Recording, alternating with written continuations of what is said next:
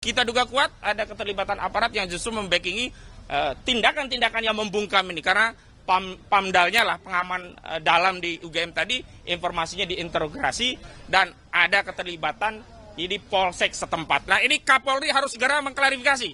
Pak Listio Sigit Prabowo, Anda harus klarifikasi karena ada keterlibatan anggota Anda di tingkat Polsek terhadap tidak terselenggaranya dengan lancar. Meskipun terselenggara tapi tidak lancar karena harus berpindah-pindah. Yang kedua, kami ingin tegaskan bahwa hari ini kami juga memenuhi panggilan dari saksi-saksi ada 3 ya. Ini juga makin menguatkan karena kalau klaster-klaster sebelumnya yang disasar hanya aktivis dan akademisi. Kita tahu bahwa Roy Suryo, Tifauzia Tiasuma, dan Rismon Sianipar adalah klaster yang bisa kita katakan mewakili kalangan intelektual akademisi. Kalau kita sebelumnya tahu ada Rizal Fadilah, ada Rustam Effendi, ada yang lainnya, ini juga klasternya adalah aktivis.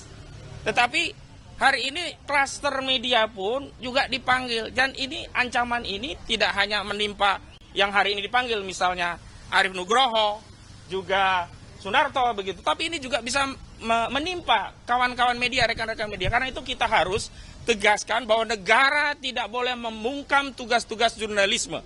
Sebaliknya negara harus ada dan hadir terdepan menjamin kemerdekaan berekspresi termasuk kemerdekaan menyampaikan informasi kepada publik berkaitan dengan berbagai informasi apapun. Bahwa kalaupun ada yang keberatan dengan informasi yang disampaikan, komplainnya jangan ke media. Jangan manggil-manggilin wartawan jadi saksi. Takut orang dipanggil polisi meskipun jadi saksi. Karena besok bisa saja berubah menjadi tersangka. Kalau mau panggil saja orang yang bersangkutan. Dan dalam hal ini, yang bersangkutan terkait dengan penelitian ijazah palsu secara kesatria sudah memenuhi dan akan hadir lagi besok adalah pemeriksaan Pak Roy Suryo, Bung Rizal Fadilah, dan Kurnia Triroyani. Bahkan seorang advokat pun bisa ditarik dalam perkara ini. Nah, pesan dari kami, kita harus terus menyuarakan masalah ini dan terima kasih rekan-rekan media telah menyuarakan ini dengan liputan ini.